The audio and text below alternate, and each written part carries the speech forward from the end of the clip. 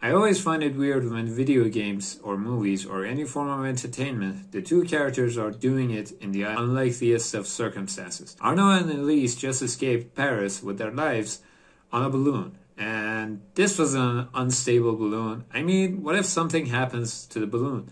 Do you really want to be doing it when there's a risk of immediate danger to your lives? Hey guys, how's it going? My name is Farik and I'm a game developer. I recently played Assassin's Creed Unity. I never played it up until now, and I had my expectations very low. Oh my god, these images. These are giving me nightmare. Yes, I meant because of bugs and whatnot, but I discovered this could have been the greatest addition to the series. And it's very painful because it's not just there in terms of mechanics and gameplay. The story is a different topic which I will go through after the gameplay section, so be sure to stick around for that. And before we begin, I make videos weekly. If you are interested in content like this, subscribe. Yeah, it's good content. So the first thing that I want to talk about is parkour or free running or whatever you might want to call it.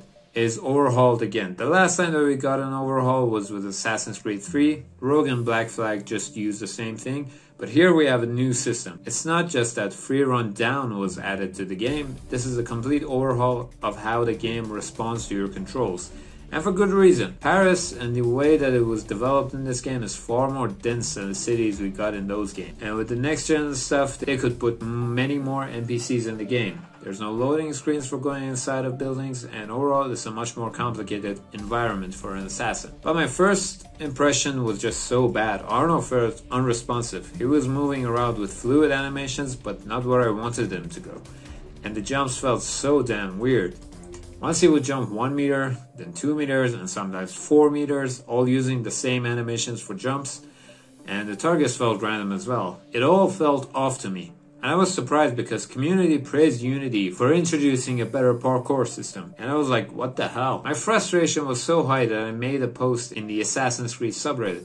And many people agreed until someone recommended Jacer's video, which is linked somewhere below this video. If you want to play this game, go check it out. It's a very good one. It shows you tips on how to get better at the parkour in this game. And I'm not good like Jacer's. I just want to explain what happened to me and I guess what happened to many people and the overall feeling. The first thing is that it's similar to Assassin's Creed 1 and Ezio Trilogy. The controls are similar. I'm playing on PC, and to freerun in the Ezio Trilogy you held shift and spacebar, and that was the majority of the freerunning. In Unity the same system is implied, since fans of the series think, oh, it's like those games, but with freerunning down when you want to descend. But no. This just messes up the whole game for you. Unity parkour from implementation perspective is a blend of parkour from Assassin's Creed 3 and Ezio Trilogy with some added features. And you should not hold the spacebar freerunning up button for a whole ride, since that makes Arno to target the furthest thing from him, and that messes everything up. The jumps that I mentioned, those quickly disappeared after I just implemented this in my playing. And after some time I was actually able to control Arno to some extent. But I have to mention the failures of this system as well. The failures I break down into two parts. The first being the onboarding. The game somehow fails to mention some key things. I'll give him that. It says on the button, use it when you climb. But since holding that button does extra things when you're just running, it should have mentioned it. Especially that the fans of the Ezio Trilogy are playing this game. And there are some things the game fails to mention. I remember the side hops and the wall catch that are so useful given the setting being Paris and how buildings and things are placed. And one of the things that it does mention but never seem to work because it's the wrong instruction is going inside of buildings. This is a failure of game design. And the other one is that it's still not complete, it's not polished. I said I could control Arno to some degree, but there are still times that I was just baffled. Wait, how did I get here? Or just going somewhere he wanted to go.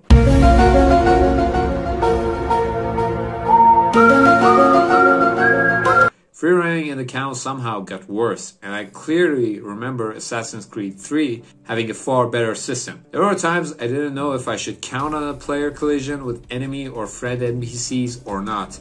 And funnily enough, I didn't climb a single tree in my full playthrough, but Jacer's mentions the trees are just fucked up.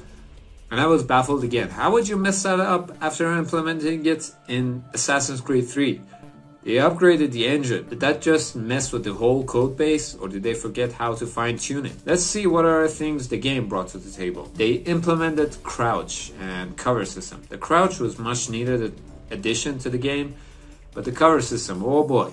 This one felt so wrong to use. This one is also covered in JCR's video, how to go in and go out of cover, but man, I just wish they shipped the game without it. Because accidentally going into the enemy line of sight because the game felt unresponsive when I'm in cover is a terrible experience. And Arno can't turn in a cover. You can't go from A to B here. And this one, he can't move further here. The cover system should allow this movement. Other than that, the NPCs become so blind when Arno is in cover. Are you really telling me the NPC can't see Arno here? Perfect segue for NPC behavior. The enemies sometimes are really dumb, incredibly dumb. I just left a body here and the NPC doesn't become alarmed or anything, call for backup or something. Please fucking investigate, do something. I thought they would use alarm bells when they're nearby, but that is only used when you're in open conflict with them. So you can just completely ignore them if you want to stay hidden all the time. And sometimes the friendly AI is so slower than you and a game instructing you to follow them. Bitch, they're following me. What the hell is going on? And what's with the combat? It's fine if you're fighting by yourself, but when there's an ally or two, the game somehow fails to signal who's attacking who. The bar over their heads sometimes disappear completely, and the counter button has a window of completely failing and taking full damage. You see someone attack, but he's not hitting you, and the sword or weapon touches you, but does not register the hit, while the other one comes in and you're vulnerable because you used your counter button, and that's just ugly. And then there are finishers. It's a cool idea, right? When the enemy is dying, it triggers an animation for you to get satisfied. But I was annoyed when they were in this state, which is basically saying the finisher is available now. But when that's the last enemy, you're stuck in this state for a while. You can't run away, you have your sword out, and the enemy is out or in combat. This is a very minor thing, but it annoyed me to unbelievable extents. Until I realized I should just finish them and be done with it. But what really annoyed the fuck out of me was end upgrades. You know the power upgrades you get for a type of weapon that you wield? I got it for my sword, and oh my god, the game becomes hilariously bad. You just don't care who they are or what type of enemy they are. Just go for the power hits. If you've been following me, this is like Prince of Persia Forgotten Sands. You mean I spent all that time to experience something similar to that game combat? Enough shitting on the game, let's point out some good things. I really like the tools that he was given to Arno, the Phantom Blade being my favorite. It feels like it's a crossbow meshed with the Hidden Blade arsenal, and with the upgrades, it gets cool. I was really impressed with the smoke bombs. You can use them to assassinate 2 or 3 guards. I think you could do that in earlier titles, but the missions and palaces really forced me into them, and this reminded me of the trailer that I saw from the game, and it felt cool. There are some other tools, some other bombs, and something ripped from Hitman, which I got the upgrade for it, but I did not actually use it for some reason. There's a great emphasis on the social stealth and the new crowd system that it was implemented in this game. With how many crowds you get in this game, it's a good addition and coming back with such strong emphasis. But I have to say, I couldn't really count on it much. So I would just tend to get out of them because of the unpredictability or my lack of patience to fully learn that system. But not my place to say anything. You guys help me with this in the comments, and while you're down there, subscribe if you watched the video until now. The mission design for the main quests, or more specifically, main assassinations, were a breath of fresh air. And trying something like Hitman, although not as fun, but I appreciated that there are some special events that you can use. And it's not a direct quest, you still have options. Although I felt betrayed when I placed a bottle and nothing happened in one of the missions. The bottle had poisonous wine in it, and the target was about to drink it, but no one showed up to pick the bottle up. And I just abandoned it and went for massacring everyone in that certain quest. But for Latouche, one of the final targets, Arno goes into the prison and gives me a perfect opening for killing Latouche. That felt good. Other than that, the side missions were okay. I didn't really like the murder mysteries. It felt like a quest line, but the accusations didn't feel like real. It was just more dialogue. Or at least the only murder mystery that I did during the main quest line was like that. And I tried the Nostradamus puzzles. It was not for me. I don't know, and the armor reward didn't intrigue me enough to collect all of them. The overall thing felt like Rogue Templar maps with extra steps. The rifts somehow out of place, but they were so good. At first I didn't expect to like him so much after I did the second one. Those ghost NPCs that aren't really there, but Animus is still simulating the trains or fighters or the catapults functioning and throwing rocks at you.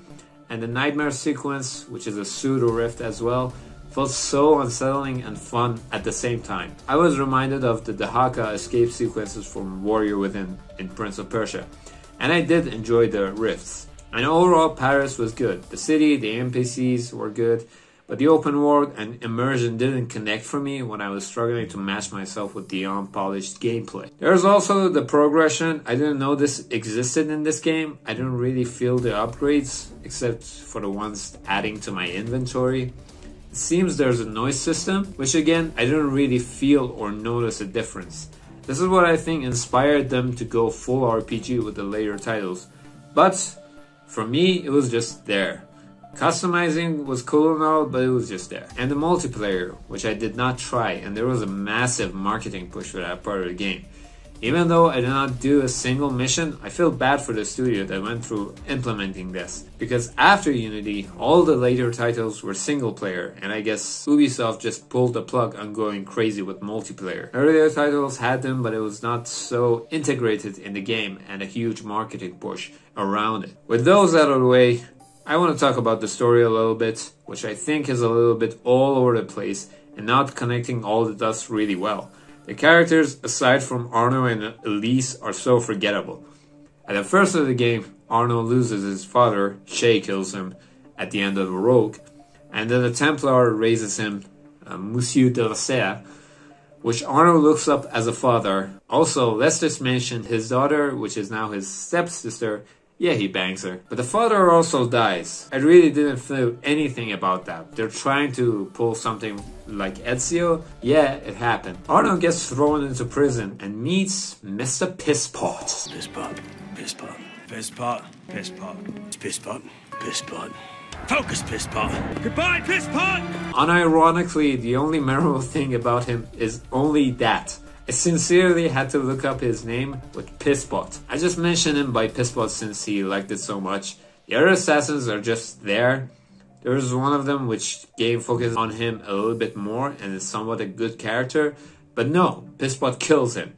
And Arno kills Pisspot after that. And learns Pisspot was a friend of his real father, which Arno surprisingly doesn't even react to this info. The other master assassins are a bunch of dicks in the absence of the main guy. They cast Arno out, and then Arno just goes along for the ultimate target, which is another sage, a concept introduced in Black Flag and later explored to be reincarnations of a certain Isu or Isu. There are some other characters as well, but they were just there. Notably, the enemies, other than Germain and Latouche, other enemies are like, here's your enemy, go kill them.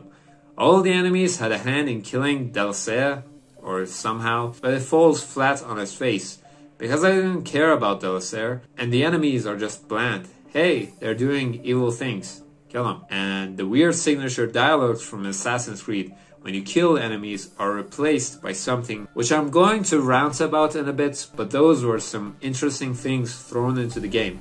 And they had their uses, some character developments, some dialogues. In most of the games, it was used to show the final moments of the targets and how they're defending their philosophy. In Rogue, it was used to show the path Shay takes after the prologue. But here it's replaced with reading memories. I checked the Assassin's Creed wiki, and it seems Arno, because of his first civilization genes, is able to do this. But damn, it breaks the whole thing. Does he read everyone's memories if he kills a guard? He should know the exact location of his targets. Does he go insane after knowing so much? And why does this scene exist? Just kill the damn man and read his memories. Does Arno even know that he can do this? Or is it just here to move the plot forward because the writers were lazy in this one? And at the end, it was no surprise Elise dies. Like, I saw it coming from a mile away. And her death didn't do anything for me. like, yeah, that just happened again. I just didn't connect with her enough, and when all is said and done, Arno gets a Master Assassin robe. And he goes for this monologue about the creed and all that. Bro, you were kicked out of the Brotherhood. What the hell is this? To be fair, I guess they planned so much more with the DLCs, I think. I didn't really play them. I did one mission for Dead Kings, I think. He rejoins the Brotherhood in the story in the future, what I checked in the Assassin's Creed wiki. But I'd like to see that story, that lone assassin, really fleshed out. Not like this, Master Assassin after getting kicked out. And this, all this pains me. This game could have been great, but it's not there. The core is there, a lot of fine tuning is required, a lot of polish, a lot of rewrites to the story and characters. If all those were done, I think this would be one of the greatest games we have ever played in the Assassin's Creed series. And with that sad note again, I end this video. If you agree, disagree, comment down below what you think. If you liked it, like it. If you want to see more videos like this, subscribe. And with that, just bye-bye.